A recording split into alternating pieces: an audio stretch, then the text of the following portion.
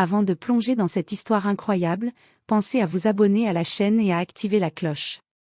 Ici, chaque récit a quelque chose à dire, et vous ne voudrez pas en manquer un seul. Le soleil brûlant déclinait lentement sur l'horizon doré de la savane africaine. Le vent faisait onduler les hautes herbes sèches, et les cris lointains des hyènes annonçaient l'approche de la nuit. Au milieu de ce décor sauvage, une femme avançait difficilement, son nouveau-né serré contre sa poitrine. Ses vêtements étaient déchirés, ses pas vacillants, et son regard trahissait un mélange de désespoir et de détermination. Elle s'appelait Amara. Mariée trop jeune, elle avait cru à un avenir de stabilité et de tendresse. Mais son époux, lâche et cruel, l'avait abandonnée après la naissance de leur enfant, prétextant qu'elle n'était qu'un fardeau. Rejetée par sa belle famille et privée d'abri, elle avait été laissée seule, condamnée à affronter l'immensité de la savane. Alors qu'elle cherchait désespérément un coin sûr pour passer la nuit, son corps fatigué céda. Amara tomba à genoux, serrant son bébé pour le protéger. Les larmes coulaient sur ses joues lorsqu'elle entendit un bruit sourd, un rugissement grave, qui fit vibrer l'air autour d'elle. De l'ombre, surgit un lion majestueux, sa crinière dorée illuminée par les derniers rayons du soleil. Le cœur d'Amara se glaça. Elle se prépara à l'inévitable, murmurant une dernière prière pour que son enfant survive, même si elle devait périr. Mais ce qui se produisit dépassa l'imagination. Au lieu d'attaquer, le lion s'approcha lentement, son regard intense posé sur le nourrisson. Avec une douceur inexplicable, il s'assit près d'eux, émettant un grondement grave, comme une promesse silencieuse. Amara comprit alors qu'elle n'était pas seule. Ce roi de la savane, au lieu d'être un prédateur, allait devenir leur protecteur dans cette nuit dangereuse. C'est ainsi que commença une histoire incroyable, celle d'une femme trahie, d'un enfant innocent, et d'un lion au destin mystérieux qui allait bouleverser leur vie. Amara n'avait jamais imaginé que son mariage se transformerait en cauchemar. Elle avait épousé Kwame, un homme respecté dans son village.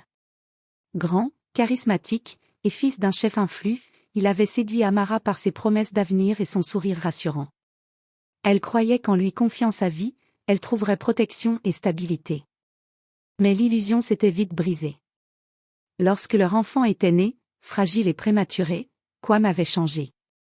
Son regard s'était assombri, son ton était devenu tranchant, et il répétait que ce bébé n'était pas un signe de force, mais d'une faiblesse. Amara, encore affaiblie par l'accouchement, avait tenté de l'apaiser, mais ses paroles tombaient dans le vide. Un matin, sans prévenir, il la conduisit hors du village, sous prétexte de l'emmener voir une guérisseuse dans la savane. Amara, bercée par un reste de confiance, s'était laissée guider. Mais après plusieurs heures de marche, il s'arrêta, les yeux fuyants, et lâcha d'une voix glaciale. « Ici s'arrête notre chemin. Tu n'as plus ta place à mes côtés. » Amara crut d'abord à une mauvaise plaisanterie. Mais lorsque Kwame tourna le dos, sans se retourner, elle comprit la vérité. Son cœur explosa de douleur, ses jambes tremblaient, et ses larmes brouillèrent sa vue. Elle cria son nom, mais ses appels se perdirent dans le vent. Seule, avec son bébé en pleurs, elle resta immobile un long moment, incapable de croire à l'ampleur de la trahison. Les souvenirs de leur mariage, des danses joyeuses et des promesses échangées, semblaient n'être plus qu'un mirage cruel. Puis la réalité s'imposa, elle devait avancer. Le soleil déclinait déjà, et les ombres de la savane s'allongeaient. Les herbes bruissaient, les cris d'animaux résonnaient au loin. Chaque bruit la faisait sursauter, mais la peur de mourir ici, seule avec son enfant, lui donna la force de marcher. Chaque pas était une lutte. Le sable brûlait encore sous ses pieds nus, la soif lui asséchait la gorge, et son corps, encore fragile après l'accouchement, menaçait de s'effondrer. Elle berçait doucement son bébé contre elle, lui chantonnant des mots de réconfort, même si au fond, elle tremblait. Enfin, à bout de force, Amara s'écroula près d'un grand acacia. Ses mains tremblaient en serrant son nourrisson contre sa poitrine. C'est alors qu'un rugissement puissant fendit l'air. Ses yeux s'écarquillèrent. Le roi de la savane approchait. Le rugissement résonna à nouveau, grave et profond, comme un tonnerre roulant au-dessus des plaines. Amara sentit son souffle se bloquer. Elle serra son bébé contre sa poitrine, les larmes brouillant sa vision. Le petit gémit, et son faible cri sembla se perdre dans l'immensité de la savane. Derrière les herbes hautes, une silhouette émergea. Majestueux, le lion s'avança lentement, sa crinière flamboyante éclairée par les dernières lueurs du crépuscule. Ses yeux ambrés fixaient Amara avec une intensité presque humaine. Le cœur d'Amara battait si fort qu'elle crut qu'il allait éclater. Elle pensa à courir, mais ses jambes faibles refusaient de bouger. Elle pensa à se cacher, mais il était trop tard. Alors, elle fit la seule chose possible, elle se recroquevilla, protégeant son enfant de son corps, murmurant une prière désespérée. Mais le lion ne bondit pas. Au lieu de cela, il s'approcha lentement, posant ses larges pattes sur la terre sèche avec une étonnante délicatesse. Arrivé à quelques pas seulement, il s'arrêta, s'assit, et poussa un grondement sourd, qui ne ressemblait pas à une menace, mais à une étrange mélodie grave, comme un chant apaisant. Amara leva les yeux, surprise. Le lion inclina légèrement la tête, son regard passant du visage fatigué d'Amara au nourrisson qu'elle tenait serré. Puis, contre toute attente, il s'allongea à même le sol, sa masse imposante se plaçant comme une barrière entre eux et l'obscurité grandissante. La jeune mère n'osait y croire. Était-ce un piège? Ou un signe du destin? Son bébé, pourtant, cessa de pleurer. Ses petits yeux s'ouvrirent à demi, fixant l'animal avec une sérénité inexplicable. Amara sentit un frisson parcourir son corps. Le roi de la savane, loin de représenter une menace, venait de devenir leur protecteur. Durant cette première nuit, chaque fois qu'un bruit inquiétant s'élevait, le rire strident d'une hyène, le cri perçant d'un chacal, le lion grondait doucement, et le silence revenait. Amara, épuisée, finit par s'endormir contre son enfant, sous la garde inattendue de la plus redoutable créature de la savane. Ce soir-là, elle comprit une vérité profonde, parfois, la survie vient d'où l'on s'y attend le moins. La lune monta haut dans le ciel, baignant la savane d'une lueur argentée. Le silence était trompeur, dans les herbes épaisses, la vie nocturne s'éveillait. Les insectes bourdonnaient, les hiboux ululaient, et les prédateurs cherchaient leur proie. Amara ouvrait parfois les yeux, jetant un regard incertain vers le lion couché à quelques pas d'elle. Sa silhouette massive lui inspirait encore de la crainte, mais peu à peu, une étrange confiance s'installait dans son cœur. Son bébé dormait paisiblement, blotti contre elle, comme s'il ressentait lui aussi la protection invisible de cet animal. Soudain, un bruit sec déchira la quiétude. Un ricanement sinistre suivit. Puis un autre. Dans la pénombre, plusieurs paires d'yeux jaunes s'allumèrent. Les hyènes. Le sang d'Amara se glaça. Elle avait entendu les anciens raconter que ces charognards n'hésitaient pas à attaquer les vivants lorsqu'ils étaient en meute. Ses bras resserrèrent son enfant, prête à se sacrifier pour le protéger. Mais avant même qu'elle n'ait pu crier, le lion se redressa d'un bond. Sa crinière se hérissa, et son rugissement éclata dans la nuit, si puissant qu'il fit trembler l'air. Les hyènes hésitèrent, reculant légèrement, mais leur faim les poussa à encercler lentement la mère et son enfant. Le lion fit quelques pas en avant, se plaçant devant Amara comme un mur vivant.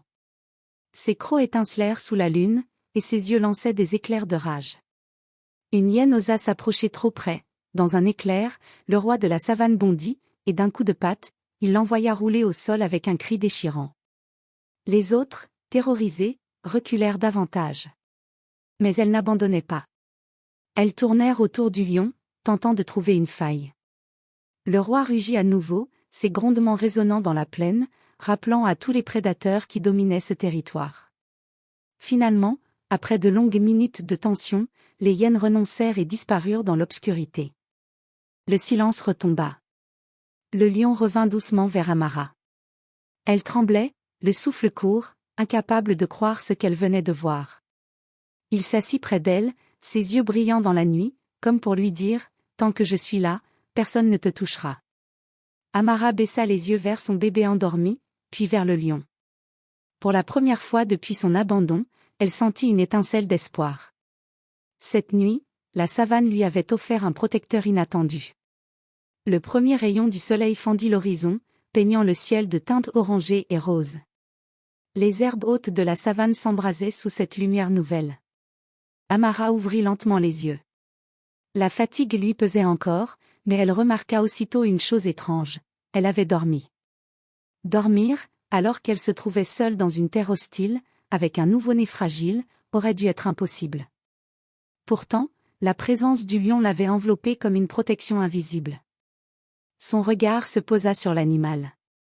Il était toujours là, couché non loin, la tête levée, observant l'horizon comme un gardien infatigable. Ses oreilles frémissaient au moindre bruit, mais son corps restait calme, imposant et rassurant. Amara serra son bébé endormi contre elle, puis, d'une voix timide, murmura. « Tu m'as sauvé, toi et mon enfant. » Le lion tourna la tête vers elle. Ses yeux dorés semblèrent briller d'une intelligence mystérieuse, comme s'il comprenait chaque mot. Puis il se leva lentement et marcha quelques pas vers l'est, avant de s'arrêter et de la fixer. Amara fronça les sourcils. Était-ce un hasard? Ou voulait-il qu'elle le suive? Son ventre criait famine, sa gorge était desséchée, et son bébé avait besoin de lait. Rester là signifiait attendre la mort. Mais suivre un lion, c'était impensable.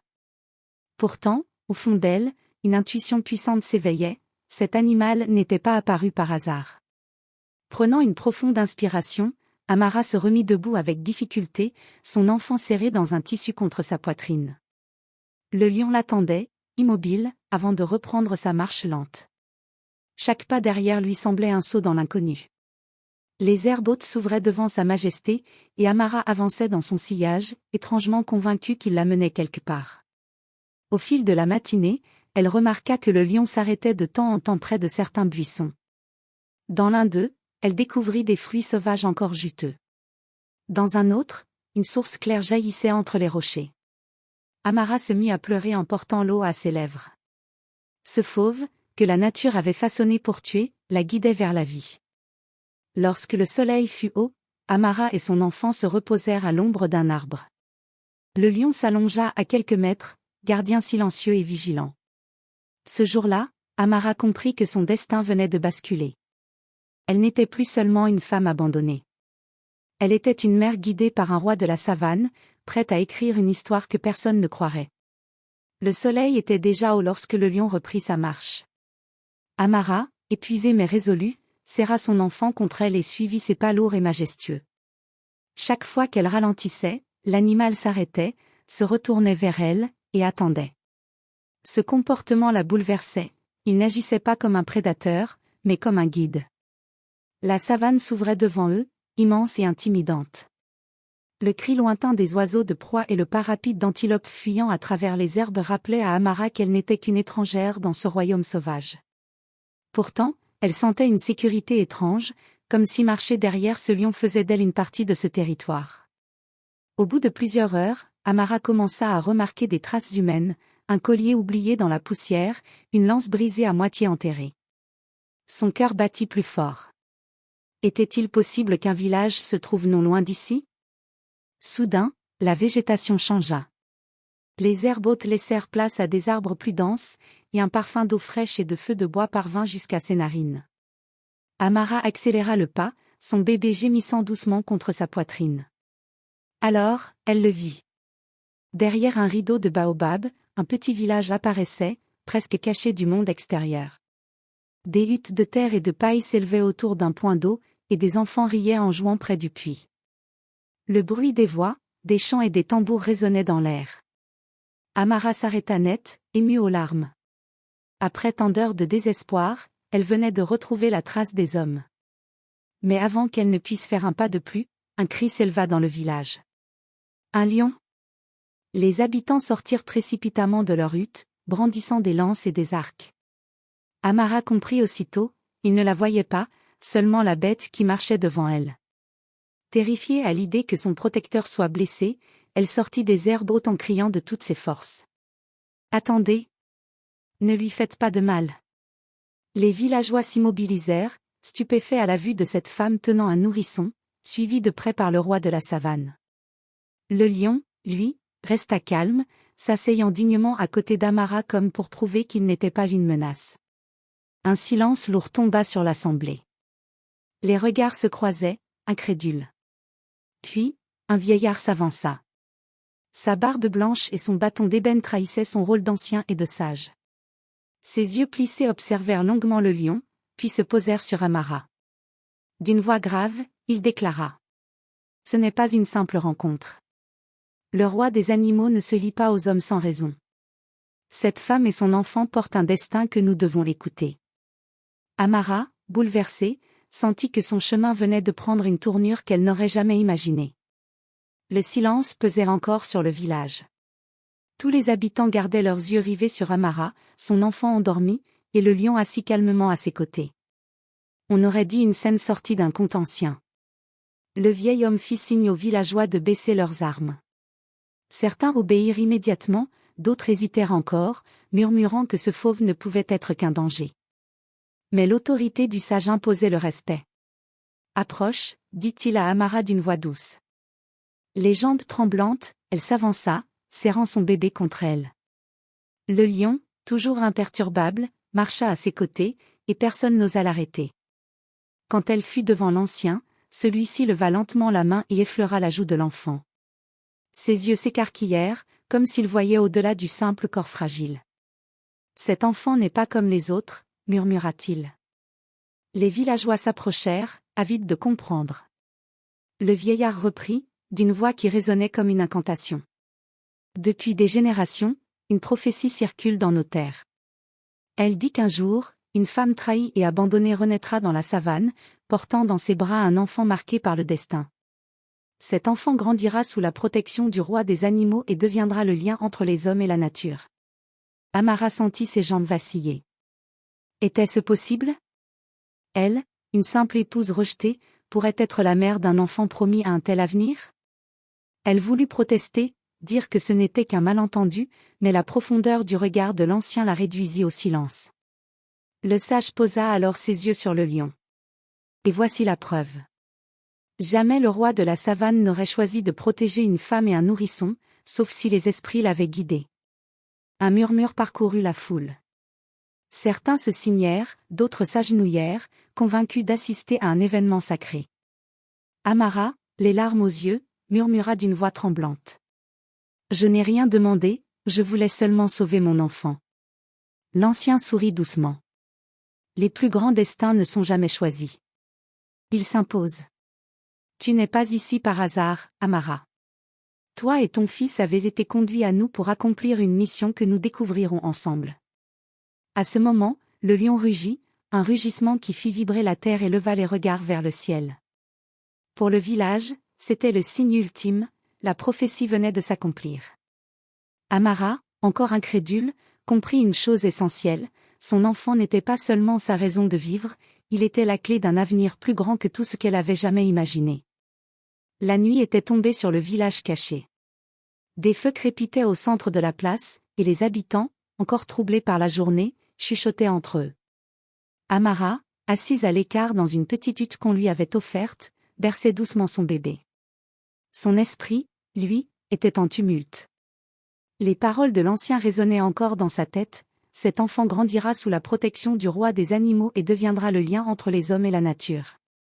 Elle peinait à croire qu'il parlait de son fils, ce petit être fragile qu'elle venait tout juste de mettre au monde. Ce n'est qu'un bébé, murmura-t-elle en effleurant son front. Comment peut-il porter un tel fardeau? Mais au fond d'elle, une autre voix lui soufflait que rien de ce qu'elle avait vécu n'était un hasard. L'abandon cruel de Kwam, sa marche désespérée dans la savane, la rencontre avec le lion. Tout semblait tissé par une main invisible. Amara secoua la tête, le cœur serré. Non, je ne suis qu'une femme ordinaire. Je n'ai pas la force de porter une prophétie. Un bruissement à l'entrée de la hutte la fit sursauter. C'était le vieillard. Ses yeux sages semblaient deviner le tumulte intérieur qui la rongeait. Il entra sans un mot et s'assit face à elle, le feu de torche projetant des ombres mouvantes sur son visage ridé. « Tu doutes » dit-il doucement. Amara baissa les yeux. « Comment ne pas douter ? Je n'ai rien de spécial, et mon enfant est si fragile. Comment peut-il être ce lien dont vous parlez ? » Le sage sourit, patient. Les plus grandes forces se cachent toujours dans les plus grandes fragilités. La prophétie n'a jamais dit que l'enfant naîtrait fort. Elle a dit qu'il le deviendrait. Mais pour cela, il devra survivre, et toi aussi. Amara sentit ses yeux s'emplir de larmes. Mais si je ne suis pas assez forte ? Et si je le perds ? Le vieillard posa sa main sur la sienne. Alors rappelle-toi ceci, le lion ne t'a pas choisi par erreur. Le roi de la savane suit les lois invisibles de la nature. S'il vous protège, c'est que ton fils a déjà une place dans le grand équilibre du monde. À l'extérieur, comme pour confirmer ses paroles, le lion rugit dans la nuit. Ce rugissement puissant résonna dans la poitrine d'Amara. Elle serra son enfant un peu plus fort et sentit, pour la première fois depuis longtemps, une étincelle de courage naître en elle. Mais au fond, une inquiétude persistait, si la prophétie était vraie, alors son fils serait un jour convoité, et des dangers bien plus grands que des hyènes viendraient à leur rencontre. À plusieurs jours de marche du village caché, dans les terres arides qu'il appelait son domaine, Kwam savourait encore sa décision. Pour lui, abandonner Amara et son enfant avait été un soulagement. Aux yeux de son clan, une épouse faible et un nourrisson fragile n'étaient que des poids inutiles. Il s'était convaincu qu'en se débarrassant d'eux, il préservait son honneur et sa force. Mais tout changea lorsqu'un marchand itinérant rapporta une étrange histoire. « J'ai vu, dit l'homme, une femme avec un bébé, marchant dans la savane aux côtés d'un lion. Les gens disent que c'est un signe des esprits. » Kwam fronça les sourcils. Une femme, un nourrisson, un lion. Son cœur se glaça en réalisant qui cela pouvait être. « Non, murmura-t-il. Impossible. » Mais les rumeurs enflèrent. On parlait d'une prophétie ancienne, d'un enfant destiné à unir les hommes et la nature, et d'un village entier témoin de ce miracle. Certains affirmaient même que le lion lui-même avait combattu des hyènes pour protéger la mère et l'enfant. La colère monta dans le cœur de Kwam. Elle aurait dû mourir, elle et ce maudit enfant. Pour lui, l'idée qu'Amara puisse devenir l'incarnation d'une légende était insupportable. Pire encore, si le peuple commençait à croire en cette prophétie, son propre nom et son autorité risquaient de disparaître dans l'oubli. Alors il prit une décision. Rassemblant une poignée d'hommes loyaux, guerriers avides de gloire et de pouvoir, il leur parla avec des mots venimeux. Cette prophétie n'est qu'un mensonge. Mais si le peuple y croit, nous devons la briser avant qu'elle ne s'impose. Cette femme n'est rien. Cet enfant n'est rien. Et ce lion n'est qu'une bête qui peut saigner. Ces hommes hochèrent la tête, armant leurs lances et aiguisant leurs couteaux. L'orgueil et la jalousie de Kwam étaient devenus une menace bien plus dangereuse que les prédateurs de la savane. Pendant ce temps, dans le village caché, Amara ignorait encore que l'homme qui l'avait trahi marchait de nouveau vers elle, guidé non pas par l'amour ou le remords, mais par la haine et la peur de perdre son pouvoir. Le lion, lui, veillait chaque nuit, ses yeux dorés scrutant l'horizon, comme s'il pressentait déjà l'orage à venir. L'aube se leva sur le village caché avec une lumière dorée qui trahissait l'air lourd de tension. Amara berçait son enfant, consciente que quelque chose approchait. Le lion, fidèle gardien, marchait à quelques pas devant elle, ses oreilles dressées et ses muscles tendus. Un cri retentit soudain au loin. « Amara !» La voix de Kwam fendit l'air comme un coup de tonnerre. Son visage était marqué par la colère et la détermination, et derrière lui, ces hommes armés avançaient à grands pas, leurs lances scintillant au soleil. Amara sentit son cœur s'emballer. Elle ne pouvait pas fuir, le village était clos par les collines et la forêt. Tout reposait maintenant sur la protection du lion et sur sa propre force intérieure. Kwam s'avança, les yeux braqués sur elle. « Tu n'aurais jamais dû survivre. Donne-moi cet enfant. » Le vieil homme du village, sortant au centre de la place, leva la main et dit calmement. « Cet enfant est sous notre protection, et celui qui osera lever la main contre lui devra affronter plus qu'un simple homme. » Kwam ricana, méprisant. « Et qu'est-ce qu'un vieux sage et quelques villageois peuvent faire contre moi ?» Mais avant qu'il ne puisse franchir le pas, un grondement puissant résonna derrière lui. Le lion surgit de l'ombre avec une rapidité et une force qui déjouèrent tous les hommes. Ses yeux dorés lançaient des éclairs, et sa crinière semblait en feu sous le soleil. Les guerriers reculèrent, terrorisés. Le roi de la savane se dressa devant Amara, rugissant si fort que la terre elle-même sembla vibrer. Kwam tenta de s'avancer malgré tout, mais le lion le fixa, la mâchoire prête à bondir, et même le plus téméraire des hommes sentit son courage fondre. Amara, les mains tremblantes mais le regard déterminé, s'avança derrière le lion. « Kwam. C'est fini. Tu ne peux plus contrôler ce qui est plus grand que toi. » Le roi des animaux, comme pour appuyer ses mots, fit un pas en avant, imposant sa puissance et sa protection. Kwam sentit soudain qu'il n'était rien face à la force de la nature et à la détermination d'une mère. Terrassé par la peur et l'humiliation, il recula, puis se tourna et s'enfuit avec ses hommes, incapable d'affronter la vérité. Il avait été vaincu non par la force brute, mais par le courage, la loyauté et un lien mystérieux entre l'homme et la nature. Le village éclata en acclamations. Amara serra son enfant contre elle, tandis que le lion s'assit à ses côtés, vigilant mais calme. Pour la première fois depuis longtemps, elle sentit que le pire était passé. Mais au fond d'elle, elle savait que ce n'était que le début. Son destin et celui de son enfant étaient liés à quelque chose de bien plus grand, et de bien plus mystérieux. Les jours qui suivirent la confrontation furent calmes mais remplis de magie. Le village, autrefois caché et presque oublié, accueillit Amara et son enfant comme des élus. Chaque habitant semblait reconnaître la prophétie et respecter le lien sacré qui s'était créé entre la mère, l'enfant et le lion. Amara commença à s'adapter à cette nouvelle vie. Elle apprit à connaître les ressources de la savane, guidée par le lion qui continuait de veiller sur eux.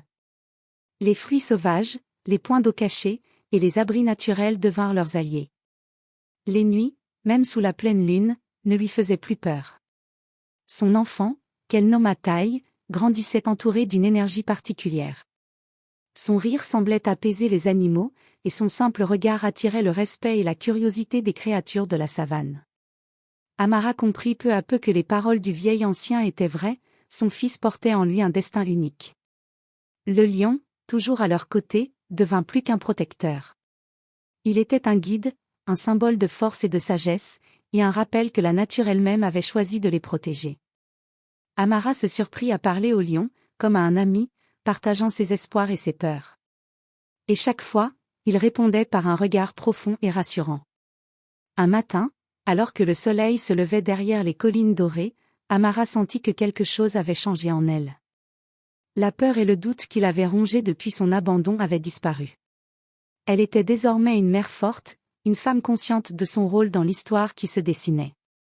Le village tout entier la regardait avec respect, et le lion s'assit à ses côtés, majestueux et vigilant.